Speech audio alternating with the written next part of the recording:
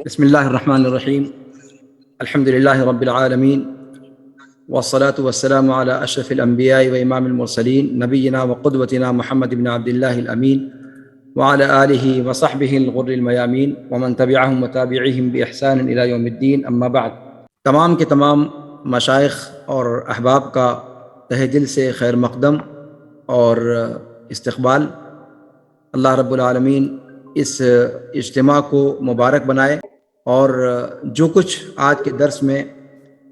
اور اس دورے میں ہم لوگ سیکھیں، اللہ رب العالمین اس کو ہماری نجات کا ذریعہ بنائے اور ہم سب کو اس پر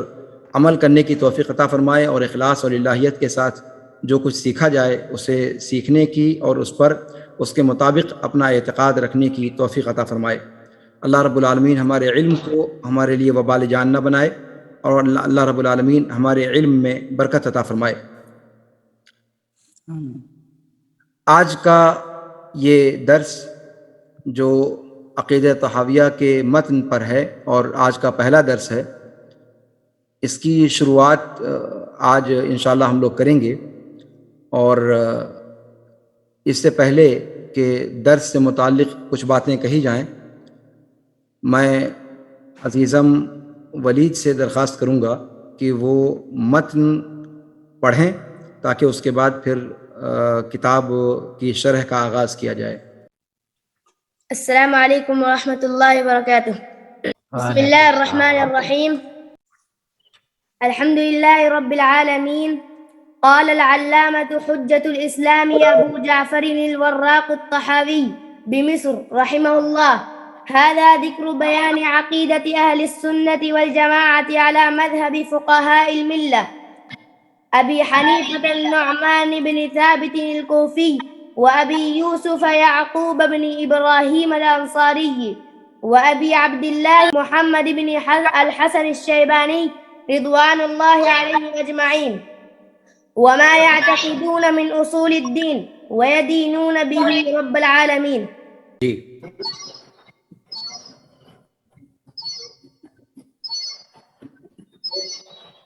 یہ جو متن انشاءاللہ ہم لوگ پڑھیں گے اس کا آغاز ہے، شروعات ہے اس کی. امام طحاوی رحمہ اللہ کے متن کا یہ پہلا صفحہ تھا جو ابھی آپ کے سامنے پڑھا گیا، اور یہ متن آپ لوگوں کو گروپ میں اس سے پہلے شیئر کیا جا چکا ہے اور میں یہاں بھی انشاءاللہ شیئر اسکرین کے ذریعے سے وہ آپ کے سامنے انشاءاللہ رکھوں گا بھی.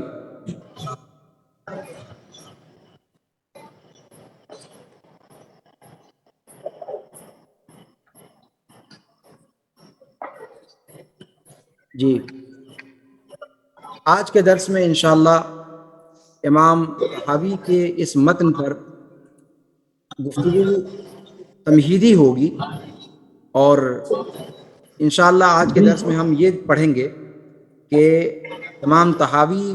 رحمہ اللہ کون ہیں اور ان کی یہ کتاب کیا مقام رکھتی ہے، اور سب سے بڑی بات یہ کہ عقیدے کا علم یہ شیخ جی جو بچے درس کے درمیان آ کے اپنا ویڈیو چالو کر رہے ہیں ان کو کہا جائے کہ ویسا ڈسٹرب نہ کریں. بہتر ہوگا اجباری میوٹ کر دیا جائے تو بہتر ہوگا. نہیں، اجباری میوٹ ہی کیا گیا ہے، لیکن اصل میں جو لوگ بعد میں جڑ رہے ہیں وہ میوٹ نہیں ہو پا رہے ہیں. پریشانی یہاں آ رہی ہے. اگر سرے سے جوائن نہ ہونے دیں تو وہ بھی مسئلہ ہے. اصل میں میوٹ آل ہے، لیکن بیچ میں جو لوگ جوائن ہو جاتے ہیں تو ان کا تو میوٹ نہیں رہتا نا. جی ایک منٹ، تو میوٹ آن کر کے مکمل طریقے سے پھر سے میوٹ آن کریں تو مکمل میوٹ آف ہو جائے گا. اس کو ایک مرتبہ مکمل آن کر کے پھر سے آف کریں، جتنا بیچ میں جوائن ہو رہا ہے اسے مکمل بند ہو جائے گا انشاءاللہ.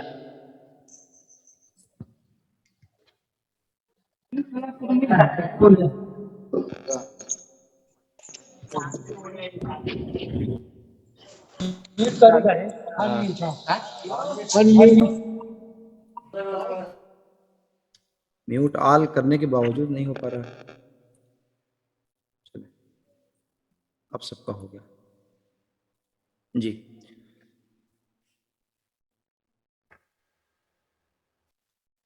جی، تو یہ کہہ رہا تھا کہ آج کے درس میں انشاءاللہ ہم لوگ امام طحاوی رحمہ اللہ کے متن العقیدہ طحاویہ جو بیان و عقیدت اہل سنہ والجماعہ کے نام سے ہے، انشاءاللہ اس کو پڑھیں گے، اور امام ابو جعفر الطحاوی کون ہیں، اور آج کے درس میں جو مبدئی باتیں ہیں وہ انشاءاللہ پڑھائی جائیں گی کہ عقیدہ اصلاً ہے کیا، اور اس کا مقصود کیا ہے، اور امام طحاوی کے اس متن کی اہمیت کیا ہے. یہ ساری باتیں آج کے درس میں انشاءاللہ ہم بتائیں گے. تو اس سے پہلے کہ گفتگو شروع کی جائے، میں انشاءاللہ کوشش کرتا ہوں کہ آج جو متن پڑھا جانا ہے اس کو آپ لوگوں کے درمیان شیئر کر دوں، تاکہ کتاب اگر نہ ہو آپ کے سامنے تو آپ اس کو دیکھ سکیں. آواز جا رہی ہے؟ اب اس پہ توجہ کریں، تم اس کو چھوڑو. جی، یہ امام ابو جعفر رحمہ اللہ، امام ابو جعفر الطحاوی رحمہ اللہ کا متن ہے اور عقیدے کا متن ہے. سب سے پہلی بات آج کے درس میں جو انشاءاللہ میں آج کے درس میں جو باتیں بتانی ہیں ان کو میں چاہوں گا کہ پہلے ایک اس کا جو آج کے درس سے متعلق ویڈیو ہے وہ میں آپ لوگوں کو دکھلا دوں کہ آج انشاءاللہ ہم لوگ کیا کیا پڑھیں گے.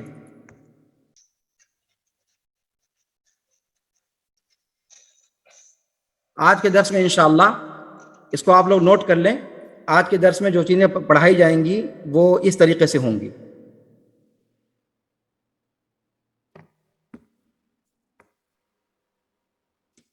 سب سے پہلے انشاءاللہ العزیز آج کے درس میں جو آج کا پہلا درس ہے، ہم پڑھیں گے کہ عقیدہ کیوں، کوئی اور مادہ کیوں نہیں داخل کیا گیا، اس مادے کی کیا اہمیت ہے، عقیدے کی مادے کی اہمیت کیا ہے. نمبر 3، سلف کی توجہ کیا رہی ہے عقیدے کے مادے پر. اس کے بعد ہم انشاءاللہ دیکھیں گے کہ امام طحاوی کے متن پر یہ اتنی زیادہ توجہ کیوں، امام طحاوی رحمہ اللہ ہیں کون، عقیدہ کی کتابوں کے درمیان ان کا جو متن ہے اس کا کیا مقام ہے، اس متن کی اہم شرحیں کون سی ہیں، توحید کسے کہتے ہیں، متقدمین علماء کے نزدیک اس کے مترادف الفاظ اور کون سے تھے جو اس معنی کو بیان کرتے تھے، اس کی اقسام کیا ہیں،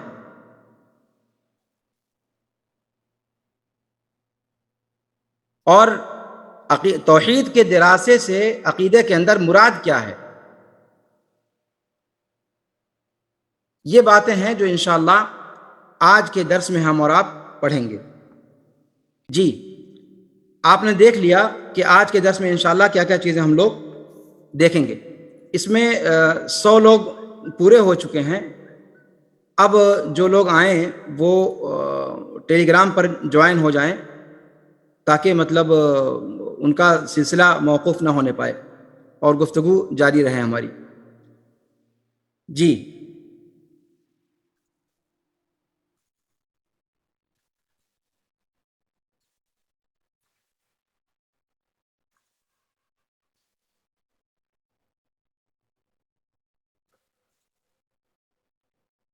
سب سے پہلی بات، ہم عقیدے کا درس لے رہے ہیں تو عقیدہ ہی کیوں، اس پر پہلے گفتگو ہو جائے. عقیدہ علوم کوئی بھی پڑھائے جائیں، ترتیب بار اس کو آپ لوگ ذرا توجہ سے دیکھیے گا، اس لیے کہ مختصر انداز میں ہم آگے بڑھیں گے چونکہ ہم کو ایک متعین وقت میں اس کو مکمل کرنا ہے. سب سے پہلی بات یہ ہے کہ عقیدے کی اہمیت کیا ہے، کیوں عقیدہ ہی کے موضوع کو اختیار کیا گیا. کسی بھی علم کو اور اس کے مقام و مرتبے کو اس کے معلوم کے آئینے میں دیکھا جاتا ہے کہ وہ علم کس ذات کے بارے میں یا کس چیز کے بارے میں بتاتا ہے، اور اس کے اعتبار سے اس علم کا درجہ متعین کیا جاتا ہے۔ جیسا کہ آپ سبھی لوگ جانتے ہیں، میڈیکل کا معاملہ ہو یا انجینئرنگ کا معاملہ ہو یا پھر شرعی علوم کا معاملہ ہو، جس چیز کے بارے میں بتایا جاتا ہے اس چیز کو جو مقام ملتا ہے اسی کے اعتبار سے اس علم کو وہ مقام دیا جاتا ہے۔ اور عقیدے کا علم جو ہے اس کا معلوم اللہ رب العالمین کی ذات بابرکات ہے، اپنے اسماء، اپنے صفات اور اپنے افعال کی روشنی میں۔ اور جب اس علم کے اندر اللہ رب العالمین کے بارے میں گفتگو کی جاتی ہے تو اس اعتبار سے اس علم کا مقام و مرتبہ بقیہ سارے علوم پر فائق اور سب سے اشرف اور سب سے افضل اور سب سے برتر ہے، اس لیے کہ اللہ رب العالمین کی ذات بابرکات مخلوقات کے مقابلے میں اللہ رب العالمین کی ذات بابرکات اعلیٰ اور افضل ہے، اس میں کوئی شبہ نہیں۔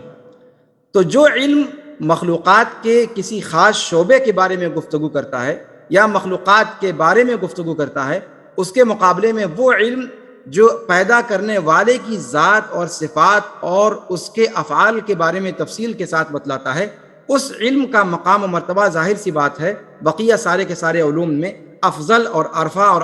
برتر ہے۔ اس اعتبار سے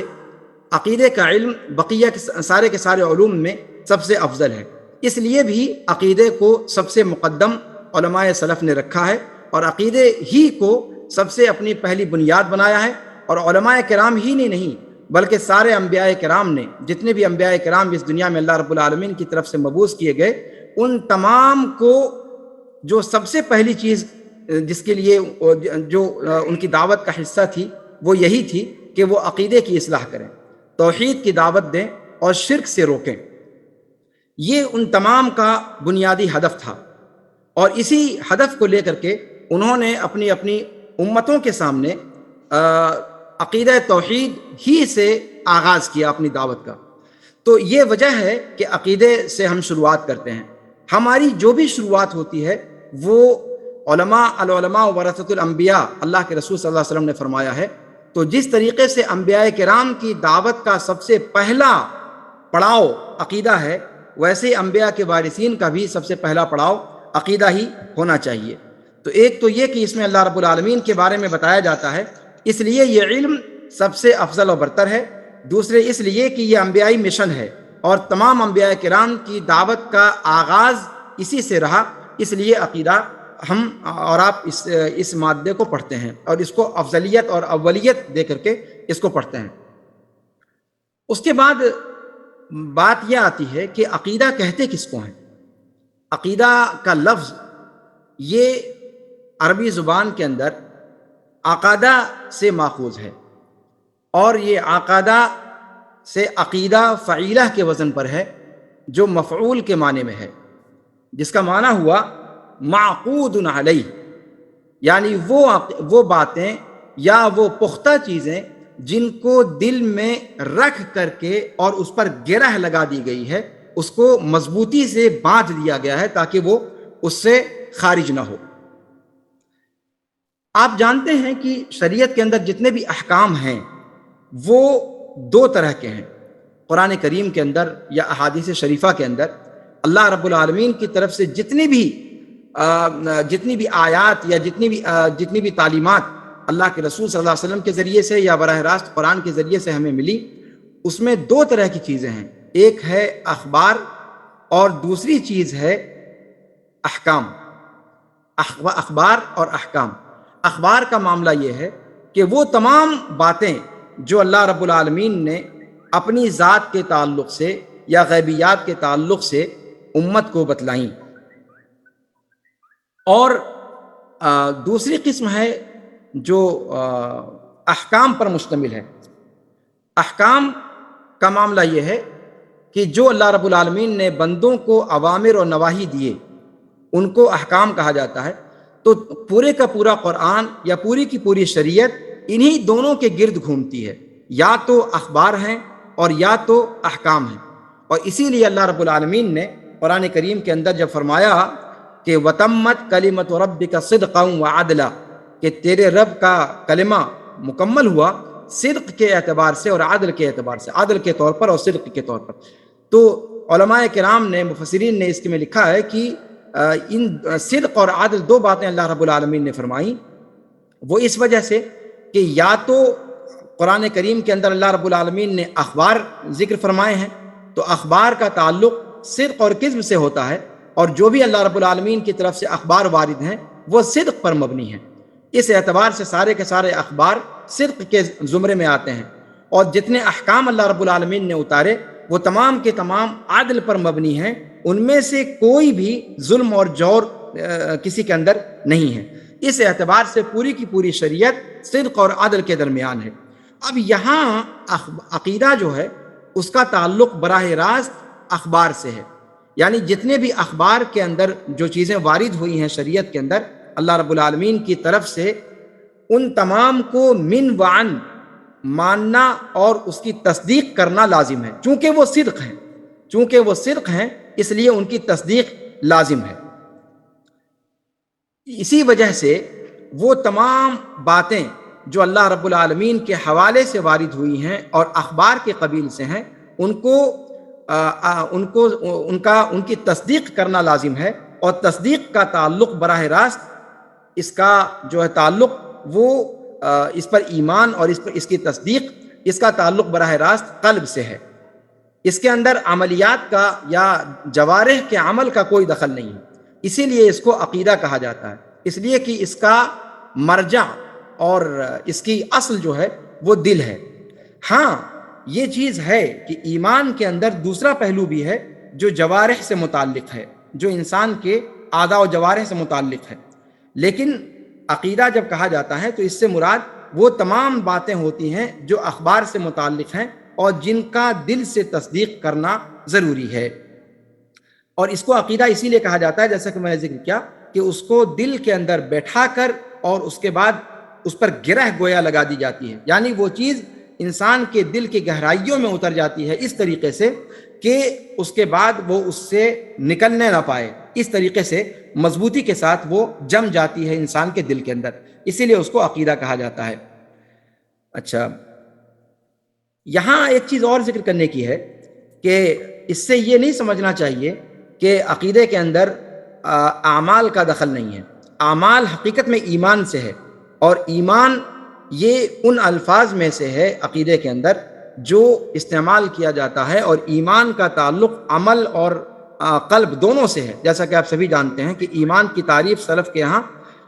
5 نون سے کی گئی ہے، اس کے اندر تصدیق بالجنان، اقرار باللسان، عمل بالارکان، یزید بطاعت الرحمن وینقص بطاعت الشیطان، یہ آپ اس کو تفصیل کے ساتھ جانتے ہیں۔ تو اس کے اندر اعمال کا بھی پہلو ہے، لیکن عقیدے کا جو لغوی اعتبار سے پہلو ہے، کہتے ہیں کہ اس کا تعلق تصدیق سے ہے، اور یہ جو جوارح کے اعمال ہیں ان کے علاوہ ایک چیز ہے جو دل کے اندر رکھ کر باندھ دی جاتی ہے۔ زمانے قدیم میں عقیدے کے لفظ کے لیے اور دوسرے الفاظ استعمال ہوتے تھے، جیسا کہ آپ کو شروع میں بتایا گیا کہ عقیدے کے مترادفات کیا ہیں۔ کیا عقیدے کا لفظ شروع سے استعمال کیا جاتا رہا ہے؟ تو اس کا جواب یہ ہے کہ عقیدے کا لفظ شروع سے استعمال نہیں کیا گیا ہے، بلکہ اس کو بعد میں استعمال کرنا شروع کر دیا گیا ہے، لیکن اس کے اندر کوئی حرج کی بات نہیں ہے کہ اگر اصطلاح کے اندر کوئی شرعی اعتبار سے حرج نہ واقع ہو تو کوئی بھی اصطلاح استعمال کی جا سکتی ہے۔ عقیدے کے لیے اسلاف کی کتابوں میں کچھ مترادفات ملتے ہیں جو عقیدے کے معنی پر دلالت کرتے ہیں، جن میں سے بعض وہ ہیں جو مکمل طور پر صرف عقیدے کے مفہوم کو بتلاتے ہیں، اور کچھ وہ ہیں جو عقیدے کو بھی بتلاتے ہیں اور عقیدے کے ساتھ ساتھ دوسرے معنی کو بھی بتلاتے ہیں۔ جیسے توحید کا لفظ ہے، توحید کا لفظ زمانے قدیم سے سلف نے استعمال کیا ہے اور اسی نام پر کتابیں لکھی ہیں۔ امام ابن خزیمہ کی مشہور کتاب ہے، ابن مندہ کی مشہور کتاب ہے اسی نام سے۔ تو توحید کہہ کر کے وہ پورے علم عقیدہ کو مراد لیتے تھے۔ یہ لفظ بالکل عقیدے کے لیے خاص تھا، لیکن اور کچھ الفاظ تھے جو عقیدے کے لیے بولے جاتے تھے، لیکن عقیدے پر پوری دلالت ان کی نہیں ہوتی تھی، بلکہ عقیدہ ان الفاظ کی دلالت کا ایک جز تھا، جیسے السنہ کا لفظ استعمال کیا جاتا تھا، کتاب السنہ کے نام سے بہت سارے لوگوں نے کتابیں لکھی، امام عبداللہ ابن احمد نے کتاب لکھی، اس کے علاوہ آجری وغیرہ کی کتابیں شریعہ کے نام سے ہیں۔ تو شریعہ کی اصطلاح یا سنت کی اصطلاح یہ بھی عقیدے کے معنی کو بتلانے کے لیے سلف نے اس کو استعمال کیا ہے۔ شریعہ کا جو لفظ ہے اس کے اندر جیسا کہ میں نے بتایا آپ سے کہ عقیدے کے لفظ کے لیے توحید کا لفظ استعمال کیا جاتا تھا خاص طور پر، لیکن اس کے علاوہ جو الفاظ ہیں جیسے سنت ہے یا شریعت ہے تو یہ عقیدے کے معنی کو بھی بتلاتا ہے اور عقیدے کے علاوہ دیگر معانی کو بھی بتلاتا ہے۔ اللہ رب العالمین نے قرآن کریم کے اندر ذکر فرمایا کہ شرع لکم من الدین ما وصى به نوحا والذی اوحینا الیک وما وصینا به ابراہیم وموسیٰ وعیسیٰ ان اقیموا الدین ولا تتفرقوا فیہ۔ یہاں پر جو شریعت کا لفظ استعمال کیا گیا ہے یہ ان تمام انبیاء کرام کی شریعت کو یا اصول اور فروع دونوں کو شامل ہے جن کو لے کر کے وہ لوگ آئے، توحید کو بھی شامل ہے اور دیگر مسائل کو بھی شامل ہے۔ جبکہ قرآن کریم ہی کے اندر شریعت کی ایک اصطلاح اللہ تعالیٰ نے استعمال کی ہے ایک جگہ، لِكُلٍّ جَعَلْنَا مِنْكُمْ شِرْعَةً وَمِنْهَاجًا، تو یہاں پر شریعت کا لفظ الگ الگ مفہوم میں استعمال کیا گیا، اس لیے کہ ہر نبی کی جو شریعت تھی وہ مسائل کے اعتبار سے الگ تھی، اصول کے اعتبار سے ایک تھی لیکن مسائل اور فروع کے اعتبار سے الگ تھی۔ اور اللہ کے رسول صلی اللہ علیہ وسلم نے فرمایا کہ الانبیاء اخوۃ لعلات الدین واحد والشرائع شتیٰ، کہ انبیاء یہ سارے کے سارے علاتی بھائی ہیں جن کا دین ایک ہے اور شریعتیں الگ الگ ہیں۔ یہاں جو شریعتوں کو الگ الگ ذکر کیا گیا، یہاں شریعت سے مراد احکام کا پہلو ہے، عقیدے کا پہلو ایک رہا ہے ہمیشہ سے۔ تو شریعت کی یہ دونوں اطلاقات قرآن کریم کے اندر ملتے ہیں اور اسی لیے اس بات کو ذکر کیا گیا کہ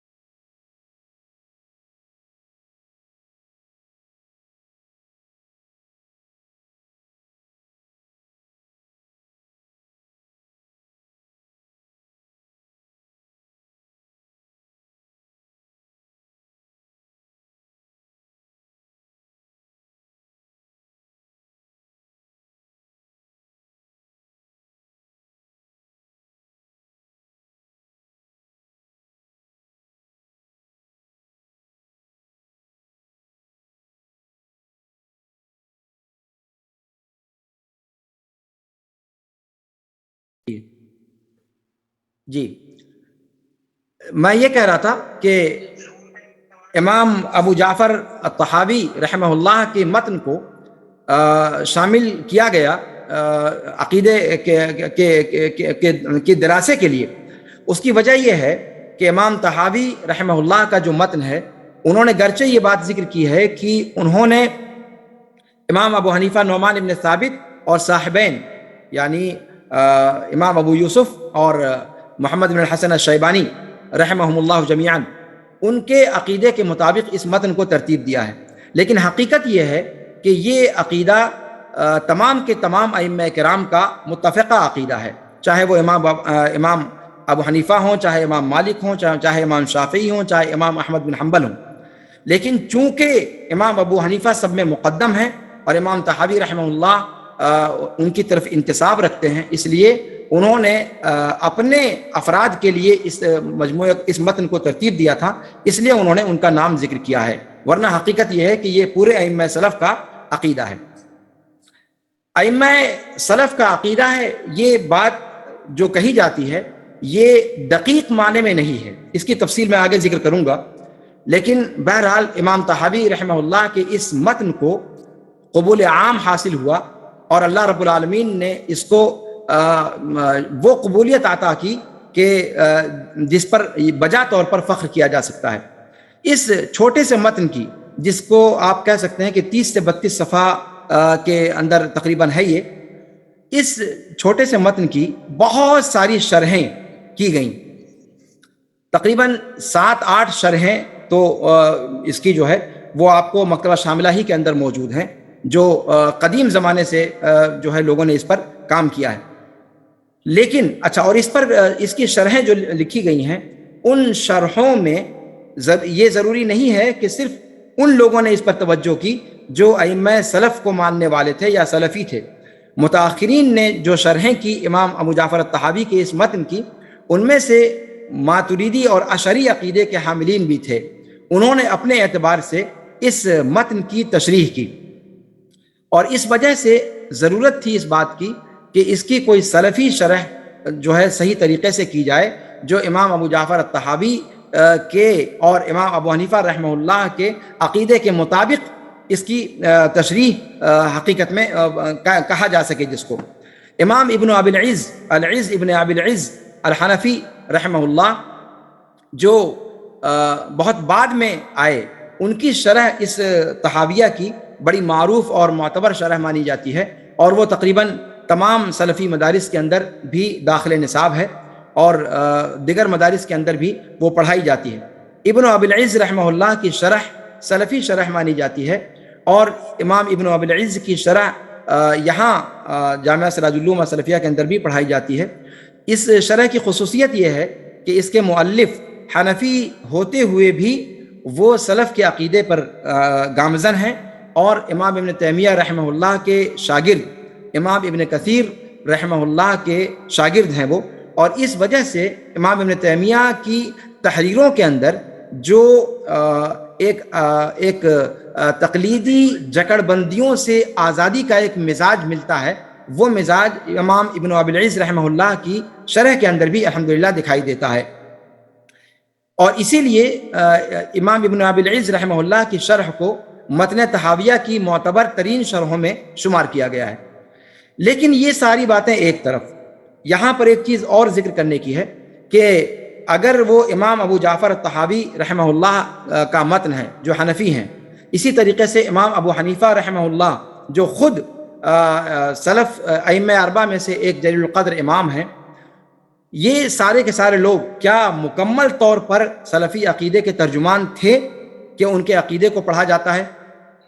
یہاں پر ایک چیز یہاں ذکر کرنے کی ہے کہ جب ائمہ اربعہ رحمہم اللہ کے بارے میں سلفی عقیدے کے حوالے سے گفتگو کی جائے تو اس چیز کو بجا طور پر کہا جا سکتا ہے کہ ائمہ اربعہ رحمہم اللہ من جملہ طور پر، اجمالی طور پر سلف کے عقیدے کے ترجمان تھے۔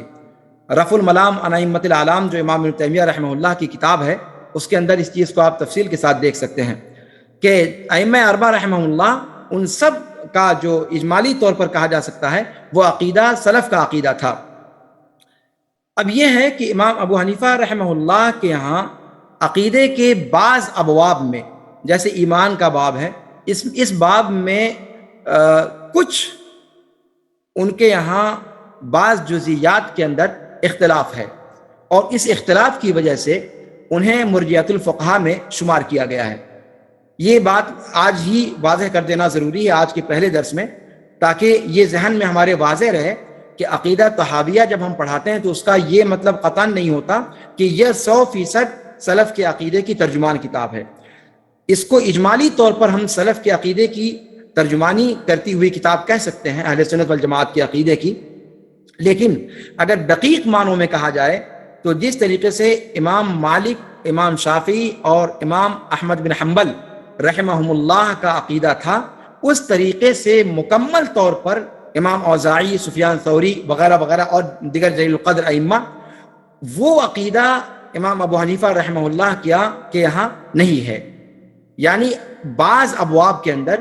ایمان کی، اس کی تفصیل انشاءاللہ جب ہم متن پڑھیں گے تو ان جگہوں پر انشاءاللہ اشارہ کیا جائے گا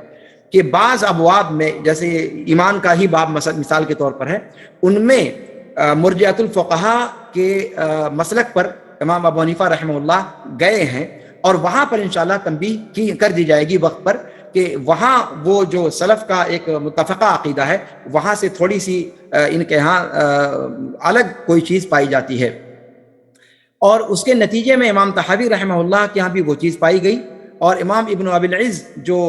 سلفی شرح مانی جاتی ہے، گرچہ وہ ہے منجملہ طور پر سلفی شرح ہے اور بہت حد تک انہوں نے اس کو سنبھالنے کی کوشش کی ہے، لیکن کہیں نہ کہیں جھول ان کے ہاں بھی دکھائی دیتا ہے۔ لیکن یہاں ایک دوسری بات ذکر کرنے کی ہے، وہ یہ کہ اگر ہم یہ مان بھی لیں کہ امام ابو حنیفہ رحمہ اللہ کے ہاں کوئی کسر ہے، تب بھی، اور اگر ان کو مکمل طور پر سلفی عقیدے کی ترجمان کتاب کہا جائے، تب بھی دونوں صورتوں میں یہ ملاحظہ آپ محسوس کریں گے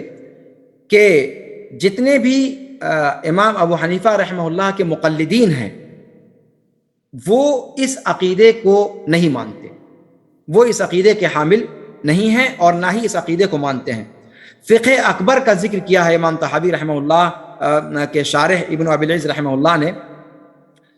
کہ فقہ اکبر جو امام ابو حنیفہ رحمہ اللہ کا کتابچہ کہا جاتا ہے، جبکہ وہ بھی نسبت ان کی طرف ثابت نہیں ہے، لیکن اگر نسبت مان لی جائے تو اس کے اندر جو ذکر کردہ عقائد ہیں وہ ہمارے عقائد سے میل کھاتا ہے، یعنی سلف کے عقیدے پر ہے، بعض جزیات کو چھوڑ کر جس کا اشارہ کیا گیا۔ لیکن خود احناف جو امام ابو حنیفہ رحمہ اللہ کے ماننے والے ہیں، انہوں نے عقیدے کے باب میں امام ابو حنیفہ رحمہ اللہ کے عقیدے کو اختیار نہیں کیا ہے، خاص طور پر متاخرین حنفیہ نے۔ تو میں یہ کہہ رہا تھا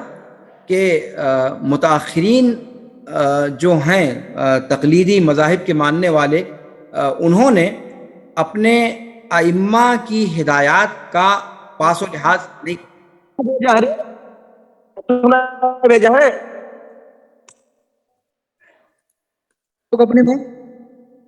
انہوں نے اپنے ائمہ کی تعلیمات کا پاس و لحاظ نہیں رکھا۔ عقیدے کے اندر ان سبھی لوگوں نے اپنے ائمہ کو انہوں نے خاص کر دیا صرف فقہی مسالک کو بیان کرنے کے لیے، فقہی معاملات کو بیان کرنے کے لیے، جبکہ جو مسائل کا معاملہ تھا وہ اصول کے بعد ہے، عقیدے کے بعد ہے۔ عقیدے کے اندر ان لوگوں نے دیگر لوگوں کی اتباع کا دعویٰ کیا، جبکہ اس دعوے میں بھی وہ سچے نہیں ہیں۔ امام ابو حنیفہ رحمہ اللہ کے مقلدین نے ابو منصور ماتریدی اور ابو الحسن اشعری ان کے عقیدے کو اختیار کیا، جبکہ امام ابو الحسن اشعری کے عقیدے کو بھی صحیح معنوں میں انہوں نے اختیار نہیں کیا۔ امام ابو الحسن اشعری کے زندگی کے 3 دور ہیں، ان میں سے آخری دور وہ معتبر ہے جس کے اندر وہ سلف کے مسلک کی طرف لوٹ آئے تھے۔ تو اس مرحلے کے اندر جب سلف کے عقیدے کی طرف آ گئے تھے، اس مرحلے کو وہ لوگ نہیں مانتے، بلکہ جس مرحلے میں وہ سلف کے عقیدے سے ہٹے ہوئے تھے، اس مرحلے کے عقیدے کو مان کر اور اشعری اپنے آپ کو کہتے ہیں، جبکہ امام ابو الحسن اشعری رحمہ اللہ اس سے ویسے ہی پاک ہیں جیسے بھیڑیا یوسف علیہ السلام کے خون سے پاک تھا اور بری تھا، اور ابو منصور ماتریدی کی طرف جو ہے اپنی نسبت کرتے ہیں۔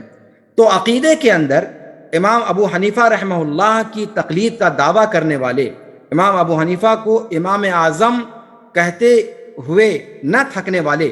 لوگ اپنے امام کو اصول ہی میں اپنا امام نہیں مانتے، اور یہ عجیب و غریب طرفہ تماشا ہے۔ یہاں پر ایک بات اور میں ذکر کرنا چاہوں گا آج کا درس ختم کرنے سے پہلے، کہ دین کے اندر،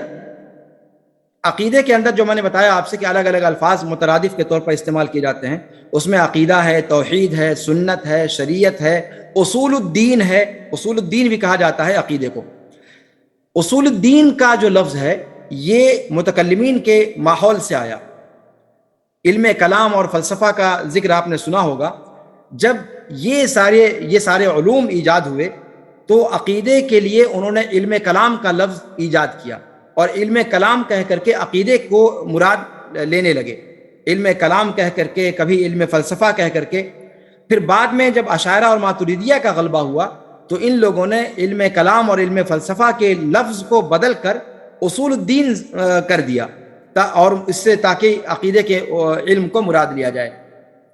لیکن اصول الدین ٹھیک ہے، اپنے معنی کے اعتبار سے یہ چیز درست لگتی ہے کہ اصول الدین سے مراد اصل ہے، یعنی وہ چیزیں جو ثوابت میں سے شمار کی جاتی ہیں، جو متغیرات نہیں ہیں۔ دین کے اندر یعنی 2 طرح کی چیزیں ہیں، ایک ثوابت ہیں اور ایک متغیرات ہیں۔ ثوابت کا مطلب وہ چیزیں جو زمانہ چاہے جتنا ترقی کر جائے اس میں ذرہ برابر کسی قسم کی تبدیلی کی گنجائش نہیں ہے، وہ اصل مانا جاتا ہے اور اسی کی جمع اصول ہے۔ تو عقیدے کا معاملہ ایسے ہی ہے کہ جو عقیدے کے اندر جو مسائل ہیں وہ تمام کے تمام اصل ہیں، جن کے اندر کوئی تبدیلی زمانے کے بدلتے ہوئے حالات کے مطابق نہیں کی جا سکتی۔ جو عقیدہ اللہ کے رسول صلی اللہ علیہ وسلم کے زمانے میں تھا وہ قیامت کی صبح تک رہے گا، اس کے اندر رتی ماشا برابر بھی کسی قسم کا اختلاف کرنے کی گنجائش نہیں ہے، وہ ثوابت میں سے ہے جن کو تبدیل نہیں کیا جا سکتا۔ اور اگر اس کے اندر کوئی تبدیلی کرنے کی کوشش کرے گا تو پھر یقینی طور پر وہ اختلاف ناقابل قبول ہو جائے گا اور افتراق تک پہنچا دے گا۔ یہ چیز آج کے درس میں یہ بھی جاننا ضروری ہے کہ عقیدے کے اندر اختلاف قابل قبول نہیں ہے، اس لیے کہ یہ ثوابت میں سے ہے اور اسی لیے اس کو اصول الدین کہا ہے۔ اس کے مقابل میں فروع الدین کہا جاتا ہے، اصول اور فروع، الاصول اور الفروع۔ الاصول یعنی اصول الدین اور الفروع یعنی فروع الدین۔ فروع الدین میں اس سے مراد لیا جاتا ہے مسائل کو، احکام کو، جائز ناجائز، حرام اور حلال، بیوع ہیں، معاملات ہیں اور اس طرح کی جو چیزیں ہیں، ان کے اندر جو اختلاف ہوتا ہے وہ اختلاف قابل قبول ہوتا ہے اگر واقعی اس کے پاس دلیلیں ہیں اور اجتہاد کی بنیاد پر ہے۔ لیکن عقیدے کے اندر کسی قسم کے اختلاف کو قبول نہیں کیا جا سکتا، اور یہ بھی آج کے درس کے اندر ایک نوٹ کرنے کی چیز ہے کہ عقیدے میں اختلاف قابل قبول نہیں ہے۔ فروع کے اندر اختلاف قابل قبول ہے لیکن اصول کے اندر اختلاف قابل قبول نہیں ہے۔ اصول میں اگر اختلاف ہوتا ہے تو پھر وہ فرقہ بندی کی بات ہو جائے گی اور وہ اہل بدعت میں سے داخل ہو جائے گا، اس لیے کہ حق ایک ہے، اس کے علاوہ جو بھی ہے وہ اہل بدعت میں سے ہے۔ اور اہل بدعت وہ تمام لوگ ہیں جن کا ذکر اللہ کے رسول صلی اللہ علیہ وسلم نے اس روایت میں کیا ہے کہ جس میں آپ نے فرمایا کہ میری امت جو ہے بنو اسرائیل 73 فرقوں میں بٹے تھے اور یہ 74 فرقوں میں بٹ جائے گی۔ وہ روایت، اس روایت میں جن فرقوں کا ذکر کیا گیا ہے وہ یہی سارے فرقے ہیں جو اصول دین کے اندر اختلاف کریں گے، اور اختلاف کرنے کی وجہ سے وہ داخل ہو جائیں گے اہل بدعت میں، اور پھر اہل بدعت اپنی بدعت کے درجے کے اعتبار سے وہ اسلام اور کفر کا فیصلہ ان کا کیا جائے گا۔ اگر وہ بدعت مکفرہ تک پہنچ گئے تو پھر وہ دائرے امت محمدیہ سے ہی خارج ہو جائیں گے، لیکن اگر ان کی بدعت چھوٹی ہے یا خطا و نسیان کے قبیل سے ہے تو پھر اس کا حکم الگ ہوگا۔ اسی لیے اس روایت کے اندر جو فرقے ذکر کیے گئے ہیں وہ تمام کے تمام فرقے امت محمدیہ ہی کے شمار کیے گئے ہیں۔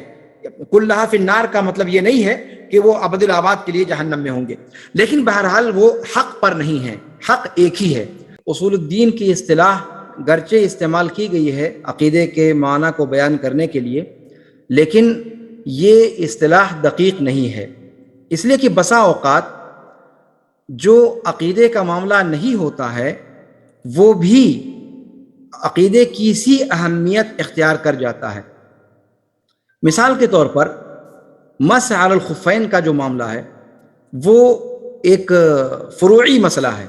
اصول کے بالمقابل یہ فروع میں سے ہے، لیکن اس کو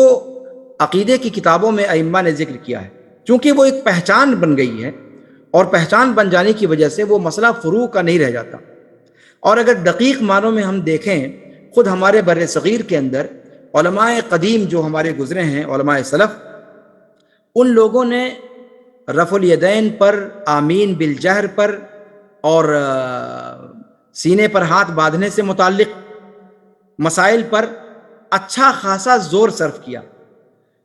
بعد میں جب لوگوں نے عقیدے کا علم حاصل کیا تو ان کو یہ لگا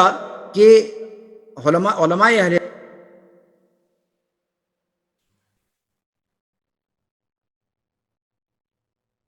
جی تو میں یہ کہہ رہا تھا کہ یہ سب مسائل جن پر ہمارے علماء اہل حدیث قدامہ انہوں نے اپنی انرجی صرف کی اور اس پر کتابیں لکھی، تو بہت سارے آج کل کے جو جدید محققین علماء بھی ہیں ان میں سے بہت سارے لوگوں کی طرف سے اس طرح کی باتیں آتی ہیں کہ کیا فروعی مسائل میں الجھا رکھا ہے امت کو۔ حالانکہ اگر آپ دقیق انداز میں دیکھیں تو یہ فروعی مسائل میں الجھانے کا مسئلہ نہیں ہے۔ حقیقت یہ ہے کہ جتنے بھی فقہ حنفی کو ماننے والے لوگ ہیں یعنی ماتریدی اور اشعری عقیدے کی حاملین کی پہچان ہی یہی ہے کہ وہ رفع الیدین نہیں کرتے، نیت نیچے باندھتے ہیں، آمین سرن کہتے ہیں۔ تو مسئلہ جب علماء کرام نے اس پر گفتگو کی تو ان کا اصل مقصد یہ نہیں تھا کہ وہ انہی مسائل تک اپنی گفتگو کو محدود رکھنا چاہتے ہیں، بلکہ وہ یہ دیکھ رہے تھے کہ یہ جو اس طرح کی حرکت کرنے والے یا اس طرح کے فروعی مسائل میں اختلاف رکھنے والے عقیدے میں کون ہیں۔ تو اس اعتبار سے گویا ماتریدیت اور اشعریت کی پہچان ہی یہ بن گئی کہ رفع الیدین نہ کرنا، آمین سرن کہنا اور نیت پر سینے پر ہاتھ نہ باندھنا۔ تو یہ ایک پہلو ہے جس کو ہمیں ذہن میں رکھنا چاہیے، اور اسی وجہ سے مسح الخفین کا مسئلہ ہو یا اور اس طرح کی چیزیں ہوں، ان سب چیزوں کو اگر اس نطاق پر ہم دیکھیں جس کی طرف امام ابن تیمیہ رحمہ اللہ اشارہ کرنا چاہتے ہیں، تو ہمیں یہ بات سمجھ میں آئے گی کہ اصول و فروع کی تقسیم دین کے اندر حقیقت میں یہ درست یا دقیق نہیں ہے۔ لیکن بہرحال جمہور اس تقسیم کو مانتے ہیں، اور اس تقسیم کو مانتے ہوئے بھی اگر ہم گفتگو کرتے ہیں تو میرے خیال سے گفتگو مزید واضح ہی ہوگی اور ہماری اس گفتگو پر کوئی اثر نہیں پڑے گا۔ آج کے درس میں سمجھتا ہوں کہ اسی پر اکتفا کرتا ہوں۔ آپ کو چیٹ کے اندر رابط بھیجا گیا ہے، لنک بھیجا گیا ہے، اس لنک سے اپنی اپنی حاضری درج کر دیں، اور بس آج کے درس کا اسی پر اختتام کرتا ہوں۔ آج کے درس سے متعلق اگر کوئی سوال ہے تو آپ لوگ وہ سوال اب کر سکتے ہیں۔ آپ لوگوں کو اپنی طرف سے انمیوٹ کرنے کی جو ہے آپ کو وہ اجازت دی جا رہی ہے، اور اگر کوئی سوال ہے تو آج کے درس پر سوال کیا جائے، اور جو چیزیں باقی رہ گئی ہیں اگر آج کے درس سے متعلق کچھ چھوٹ رہا ہے یا کوئی معاملہ ہے تو انشاءاللہ پھر کل اس کو مکمل کریں گے۔ آج نیٹ ورک کی پریشانی کی وجہ سے اور آج پہلا دن ہونے کی وجہ سے شاید کچھ صحیح طریقے سے وقت پر ساری چیزیں نہیں ہو سکیں، اس کے لیے میں معذرت خواہ ہوں، اور آپ تمام لوگوں کا پھر تہہ دل سے ایک بار شکریہ ادا کرتا ہوں، اور اللہ رب العالمین سے دعا کرتا ہوں کہ جو باتیں کہی گئی ہیں اللہ رب العالمین ان سب کو ہمارے لیے نجات کا ذریعہ بنائے، اور ان میں سے جو صحیح ہوں ان پر عمل کرنے کی توفیق عطا فرمائے، اور ہماری دنیا اور آخرت دونوں سنوار دے۔ ھذا وصلی اللہ وسلم علی نبینا محمد وعلی آلہ وصحبہ اجمعین، والسلام علیکم ورحمۃ اللہ تعالی وبرکاتہ۔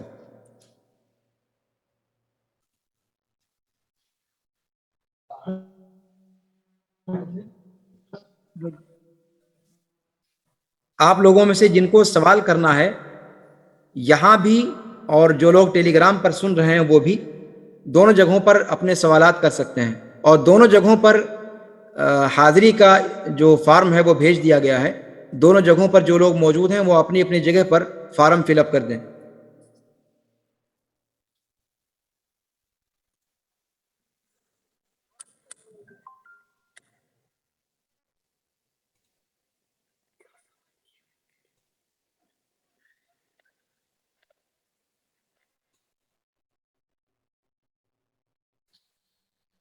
جی،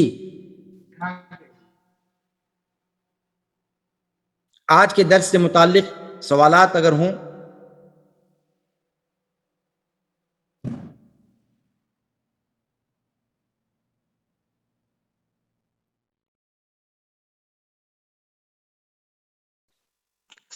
السلام علیکم۔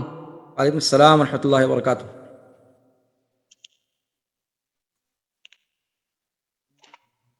جی سر، وہ فارم بھرنے کے بعد بہت سارے لوگ کو نیچے میں کیا ہے نمبر، وہ ٹھیک ہے ساروں میں لگانا ہے ایک میں لگانا صرف کیا لگانا ہے؟ فارم میں ایک لگائی تو دس لکھا ہوا نا اس میں جو جرمانہ دیا ہے اس میں آج آپ پہلا دن ہے تو اس میں پہلے پہ کلک کرتے ہیں، بس تھوڑا سبمٹ یہ کر دیجیے۔ واٹس ایپ میں کچھ میسج میں ای میل بول رہا ہوں اسی نہیں، جس اعتبار سے آپ درست ہوتے جائیں گے اسی اعتبار سے آپ کلک کر کے سبمٹ جی کرتے جائیے گا۔ جی جی، شکریہ۔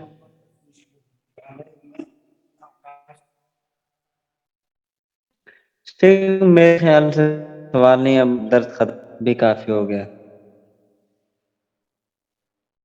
حاضر کیسے ہوئے اسے مولانا صاحب بتا۔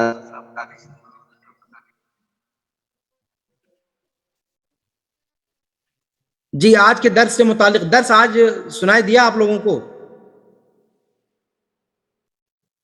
जी جی माशाल्लाह बहुत अच्छी तरह से सुन ڈسٹرب رہا لیکن बीच में आवाज घरचे दिक्कत रहा जावे क्लास में दिक्कत रही घरचे लेकिन फिर भी सही है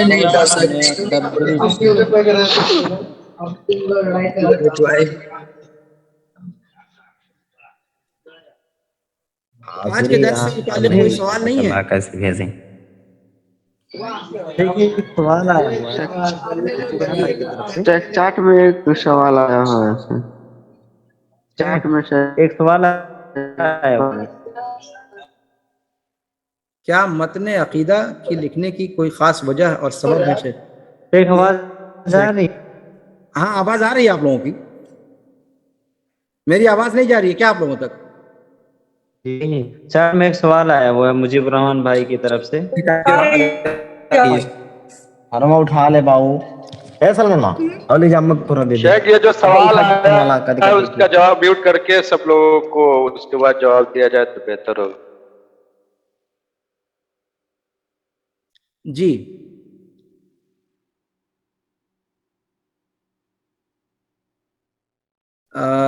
یہ سوال کیا ہے کہ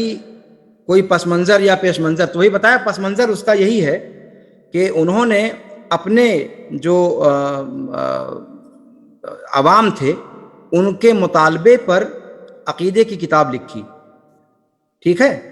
اور اسی لیے انہوں نے اس کا جو ہے شروع میں جو ذکر کیا ہے، آج جو عبارت آپ کے سامنے پڑھی گئی اس میں امام طحاوی رحمہ اللہ نے کیا کہا ہے کہ یہ عقیدہ وہ اپنے امام ابو حنیفہ نعمان بن ثابت الکوفی رحمہ اللہ اور صاحبین یعنی امام ابو یوسف اور امام محمد بن حسن کے عقیدے کے مطابق لکھ رہے ہیں. یعنی انہوں نے شروع میں سلف کی تعریف کی کہ سلف کے عقیدے پر یہ سارے کے سارے لوگ ہیں، اور اسی سلفی عقیدے پر انہوں نے ذکر کیا کہ ان تین لوگوں کے کا نام ذکر کر کے ان کے عقیدے پر میں یہ کتاب لکھ رہا ہوں. تو چونکہ ان کے جو اصل مخاطبین تھے وہ احناف تھے اس لیے انہوں نے ان کا نام ذکر کیا ہے، ورنہ حقیقت یہ ہے کہ یہ عقیدہ صرف ان کا ہی نہیں بلکہ سارے ائمہ اربعہ کا ہے. تو امام ابو حنیفہ رحمہ اللہ کا ذکر بطور خاص کرنے کی وجہ یہ بنی کہ ایک تو امام ابو حنیفہ رحمہ اللہ ائمہ اربعہ میں ان کی جلالت شان بھی ہے اور وہ مقدم بھی ہیں، اس وجہ سے، اور پھر یہ کہ دوسرے کہ یہ انہی کی تقلید کرتے تھے. خود امام طحاوی رحمہ اللہ کا جو معاملہ ہے، پہلے شافعی مسلک کے تھے، پھر بعد میں انہوں نے حنفیت کی طرف جو ہے اس سے رجوع کیا. تو حنفی خود تھے اور حنفی عوام کے سامنے یہ پیش کر رہے تھے، اس لیے انہوں نے اپنے امام کا اور صاحبان کا ذکر کیا ہے، ورنہ ان کے کہنے کا قطعاً یہ مقصد نہیں ہے کہ بقیہ ائمہ کا عقیدہ یہ نہیں ہے، یہ مراد ان کی نہیں ہے. اور باقی رہ گئی بات خود امام ابو حنیفہ رحمہ اللہ اور صاحبین کے عقیدے کے حوالے سے کہ یہ سلف کے عقیدے کی ترجمانی کر رہا ہے یہ متن، اس میں کوئی شبہ نہیں کہ یہ سلف کے عقیدے کی ترجمانی کرتا ہے، لیکن 100% نہیں، اس میں 2-3% آپ کو مائنس کرنا پڑے گا، اور وہ ایمان کے بعض مباحث ہیں جس میں جن کے اندر امام ابو حنیفہ رحمہ اللہ مرجعۃ الفقہاء کے عقیدے کی طرف گئے ہیں، وہ سلف کے عقیدے کی ترجمانی نہیں کرتا. لیکن یہ عقیدہ ہم پڑھتے اس لیے ہیں کہ ایک تو من جملہ طور پر یہ سلف کا عقیدہ اس کے اندر بیان کیا گیا ہے، دوسرے اس کو قبول عام حاصل ہو گیا، قبول عام حاصل ہو گیا، اور ہم بر صغیر کے اندر نیپال میں، ہندوستان میں، پاکستان میں، بنگلہ دیش میں اور ان تمام علاقوں میں یا افغانستان وغیرہ میں فقہ حنفی ہی کا غلبہ ہے، اس لیے بھی اس کتاب کو یا اس متن کو پڑھایا جاتا ہے کہ کسی نہ کسی حد تک جو احناف ہیں ان کے ساتھ جڑ کر کے اور ایک ہم آہنگی کی فضا کو قائم کیا جا سکے، اور ان اختلافات کو کلاس میں ذکر کر کے جن امور پر ہمارا ان سے اختلاف ہے، اس لیے کہ جن چیزوں پر اختلاف ہے ان پر سمجھوتا تو نہیں کیا جا سکتا، لیکن چونکہ من جملہ طور پر عقیدہ سلف کا ہے اس لیے یہی کتاب داخل نصاب ہے. لیکن خود احناف، جیسا کہ میں نے ذکر کیا، متاخرین احناف امام ابو حنیفہ رحمہ اللہ کے ذکر کردہ عقیدے کو نہیں مانتے. یہ متقدمین احناف کا معاملہ ہے کہ وہ لوگ امام ابو حنیفہ رحمہ اللہ کی پیروی کرتے تھے فروع میں بھی اور اصول میں بھی، یعنی عقیدے میں بھی اور مسائل میں بھی، فقہ میں بھی. لیکن متاخرین احناف جو ہیں وہ امام ابو حنیفہ رحمہ اللہ کی صرف فقہ میں، فروع میں تقلید کرتے ہیں، اصول میں وہ ان کی بات کو نہیں مانتے، اور یہ المیہ ہے، یہ المیہ ہے۔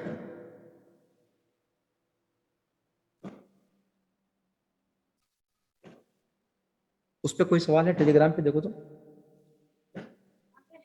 جی، سوال طحاویہ کیوں نام رکھا گیا؟ طحاویہ نام رکھنے کی وجہ یہی ہے کہ امام طحاوی رحمہ اللہ نے اس کتاب کو لکھا ہے، اس وجہ سے ان کی نام کی طرف نسبت کرتے ہوئے اس عقیدے کو طحاویہ کہا گیا۔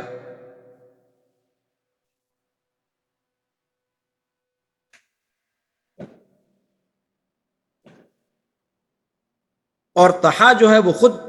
ایک جگہ کی طرف نسبت ہے۔ ان کا نام جو آپ کے سامنے پڑھا گیا اس میں کچھ نسبتیں جگہ کی ہیں اور کچھ نسبتیں قبیلے کی ہیں، جیسے الطحاوی اور المصری جو کہا گیا یہ دونوں جگہ کی نسبت ہے، اور ازدی جو کہا گیا یہ ازد قبیلہ ازد کی طرف نسبت ہے، یہ قبیلے کی نسبت ہے، اور حنفی جو کہا گیا یہ فقہی مسلک کے اعتبار سے نسبت ہے۔ تو امام طحاوی کے نام سے چونکہ ان کی شہرت ہو گئی، اور ڈھیر ساری کتابوں کے مصنف بھی ہیں امام طحاوی رحمہ اللہ، انشاءاللہ ان کی سوانح پر گفتگو کل کے درس میں تھوڑی سی کروں گا انشاءاللہ، اور پھر اس کے بعد متن کو پڑھیں گے آگے انشاءاللہ۔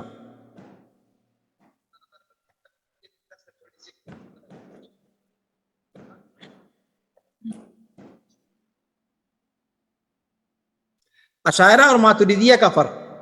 بعض ساتھیوں نے پوچھا ہے۔ اشاعرہ اور ماتریدیہ تقریباً دونوں کے عقائد ایک سے ہیں، کچھ جزوی چیزوں کے اندر ان کے اندر اختلاف ہے، وہ بھی صوری شکل ہے، یعنی صوری اختلافات ہیں جن کی کوئی مطلب بہت گہری اور جو ہے کوئی بہت بنیادی جو ہے حیثیت نہیں ہے۔ اس لیے بنیادی طور پر من جملہ طور پر اشاعرہ اور ماتریدیہ ایک ہی عقیدے کے حاملین ہیں۔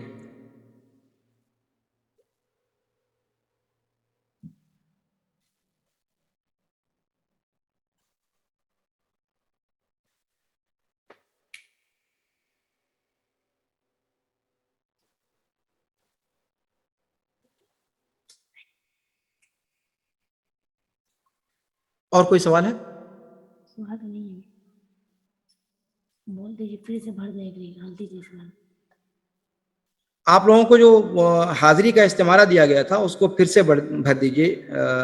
جو ہے شاید پہلے والے میں کچھ غلطی تھی یا کوئی مسئلہ تھا، آپ کے سامنے ڈالا گیا ہے پھر سے۔ ہاں، یہ بڑا اچھا سوال کیا، کسی نے سوال کیا ہے کہ بعض علماء نے، چاہے وہ جس مسلک کے ہوں، مسلک کا ذکر کرنا ضروری نہیں ہے، اشاعرہ اور ماتریدیہ کو اہل سنت میں سے شمار کیا ہے۔ اہل سنت کی اصطلاح پر انشاءاللہ گفتگو آگے آئے گی جب ہم اہل سنت والجماعت کی تشریح کریں گے انشاءاللہ، کہ اہل سنت والجماعت سے مراد کیا ہے۔ انشاءاللہ تب تک کے لیے اس موضوع کو ٹالے رکھا جائے تو زیادہ مناسب ہے۔ بہرحال